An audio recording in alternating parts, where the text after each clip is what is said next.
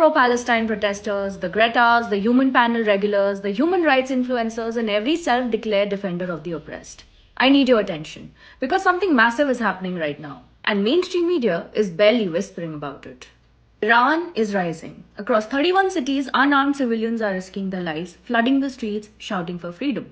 They're chanting, "Death to the dictator, death to Khamenei, bring back Reza Shah." People are facing the police and IRGC with their bare hands. There are killings, internet blackouts, brutal crackdowns, mosques torched, IRGC offices stormed, and statues pulled down. The whole country is boiling. And yes, many are openly calling for the return of the exiled monarchy. This isn't new.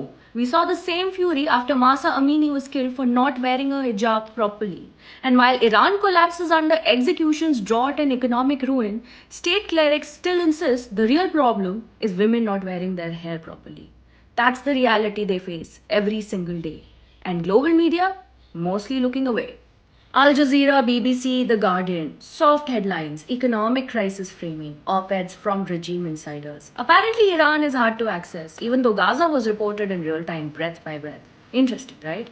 But the media attention isn't my biggest question. It's you, the moral guardians, the human rights warriors, the bioflag brigade who hasn't taken a day off protesting in 2 years. Where are you now? Because as I speak, Hindus and other minorities in Bangladesh are being lynched, burnt alive, with temples destroyed, homes destroyed, families literally locked inside and set on fire.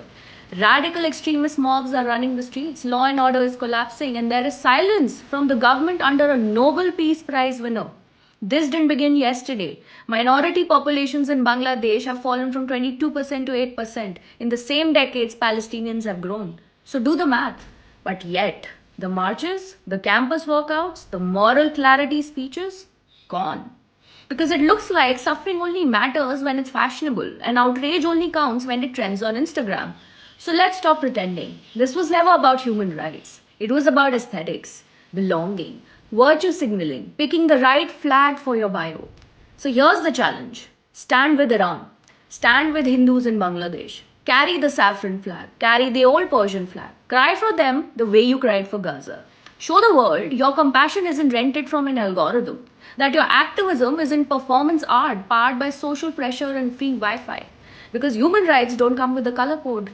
And if you only care when the flag fits your politics, then say it. Say you don't care about oppression.